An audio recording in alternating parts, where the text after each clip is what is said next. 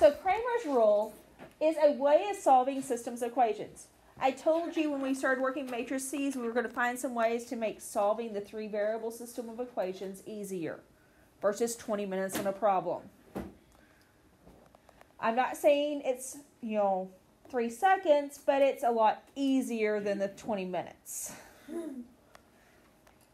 So, only thing Cramer's rule does not work well for is when you had no solution or infinitely many. On tonight's homework, you're not going to have to deal with either one of those options. But just so you can see a way that you could do it. So if I had 3x plus 4y equals 8. And 3x plus, not 3x, excuse me. 6x plus 8y equals 2. Do you notice how I can multiply everything up to this point would be the multiple of 2 of the previous one? That's when the lines were parallel. If this happened to be a 16, then they would be the same line. So that's a way to check it. Usually you can find that quicker than any other method. So if you can take a multiple of anything, it could be like 0.5 or 3/4. Is there any way you can get the same numbers by multiplying? That's when it's going to be either no solution or infinitely many. This will show up today by having a coefficient matrix of 0. And that would mean it's going to be one of these type of scenarios. We are not going to worry about this, like I said, today. There are no coefficient matrix of zeros when it's just a plain coefficient. You can have a coefficient of the x matrix or a coefficient of the y matrix at 0, but not the first coefficient. The one I'm doing in white all the way through the assignment. So our first problem is this system. It's going to be set up like you're doing elimination where you have your x's and y's on the same side. So we need our x's in a column and our y's in a column. And then your answers on the opposite side. So what we're going to first do is create what's called a coefficient matrix. But we're going to be doing the determinant of it, so I'm going to go ahead and put it in determinant form. And what it is you are going to create an x column and a y column. So what would be in my x column? If it's called the coefficient matrix, -1 and -2. What would be in my y column if it's called the coefficient matrix? And we're going to do the same thing we did all last week when we were doing determinants, downs minus ups. So our downs will be 2. Our ups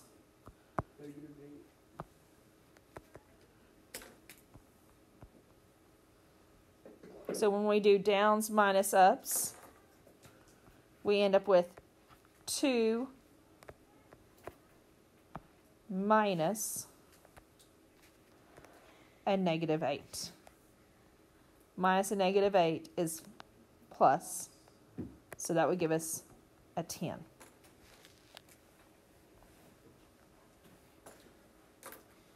So we're going to do a similar idea. But instead of the coefficient matrix, just like that is, we're going to do the coefficient matrix with the x replaced. And what that means is your coefficients of the x are going to be replaced by your answers. And so instead of it being x and then y, it's going to be your answers and then y. So our answers are -16 and 4. The y coefficients are 4, -2. We're still going to do the downs minus the ups. So 32 and and 16. And so when we do our downs minus our ups,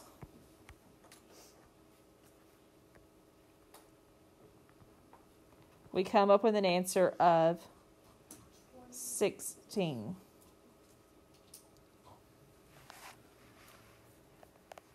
We're going to do the same thing, but we're going to replace the y. So see if you can come up with your coefficient matrix with the y replaced.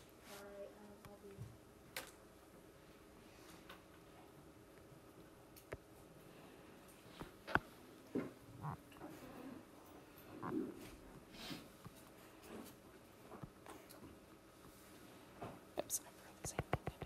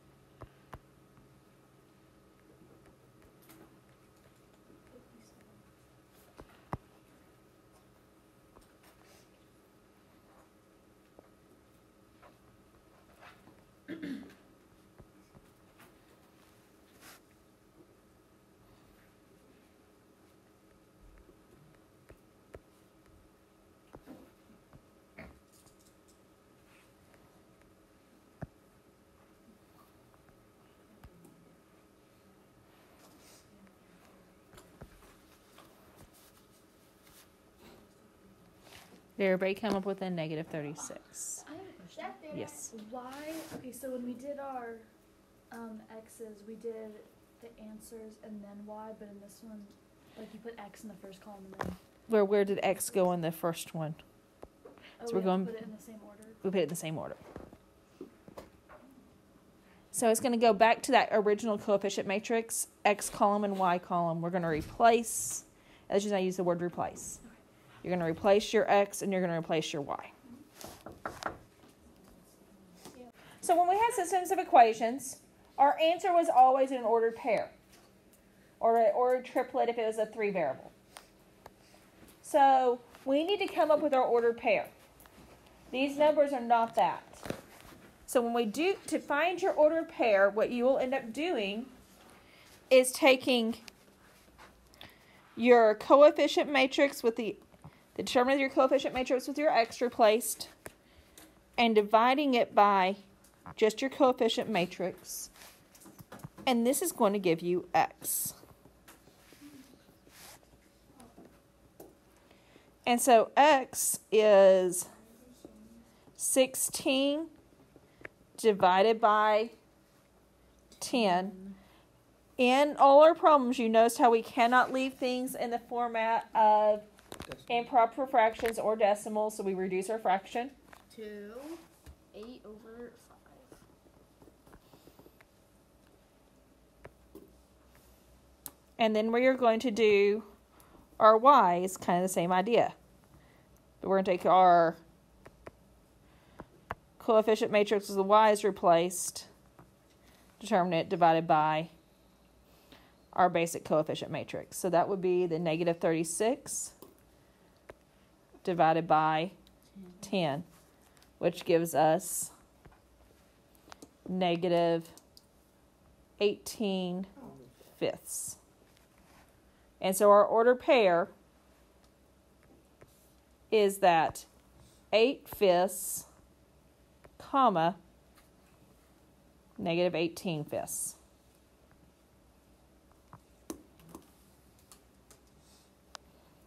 Let's do one more. So step 1 is to create what?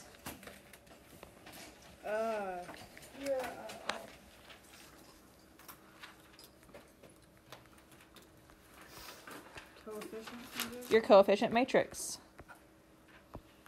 And so our coefficient matrix, what would be in your first column?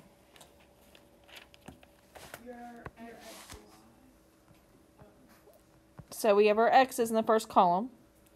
So that would be 5 and 2 are our coefficients. Our y's are in the second column. What would they be? 1 and 2. If it helps, label the top of it like that with the x and the y. And then we'll do our downs minus our ups. So our downs are what? 2. Minus our ups. 10 minus 2 equals 8.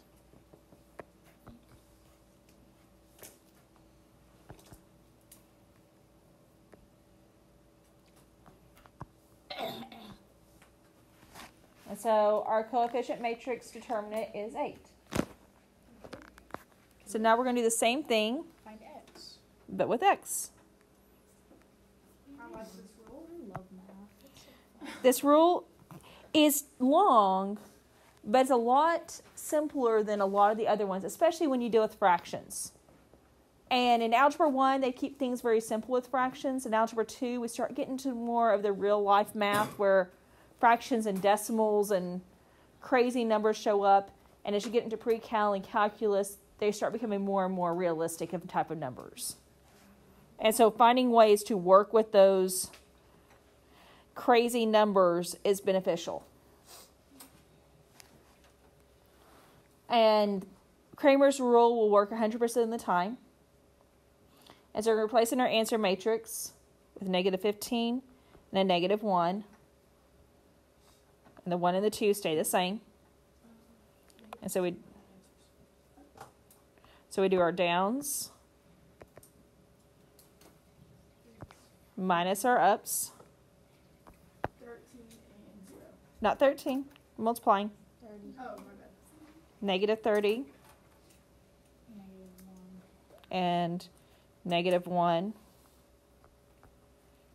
And so we have negative 30 minus a negative 1. That makes it a plus, giving us negative 29.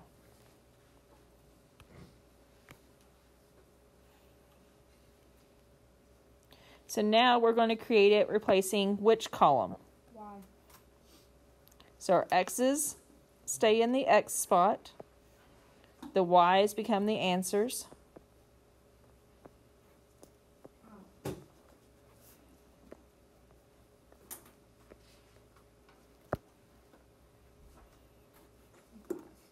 And so we end up with our downs being Negative 5. negative 5, our ups being Negative 30.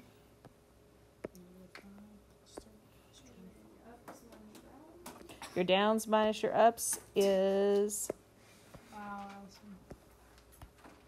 a 25. Let's back this back up. And so to wrap it up, we have to take and divide. We need to find our x and our y values. And so when we have our x, we find it by taking the coefficient with the x replaced, dividing it by just a regular coefficient. Sorry. Determinant of the regular coefficient. 8. And so when we divide that, we end up with 29 over 8. All it can reduce is our negative sign. Then we're going to do y. Same idea. Coefficient of, with the y replaced, divided by your coefficient matrix, each of their determinants. So 25 divided by 8. Oh, I did not catch that. This is a positive 8, so that would still be a negative. Oh, yeah. I don't know why I wrote down a negative 8. I just looked at the sign and I was like, And so our answer is negative 29 eighths, comma, 25 eighths. Yes, this has a lot of steps to it, but think back to the problems you would have had before. And can you imagine replacing either your x or y with one of those numbers and solving for the other variable? it would have been unpleasant to say the least. This makes it to where you're not having to solve an equation with crazy fractions or weird decimals.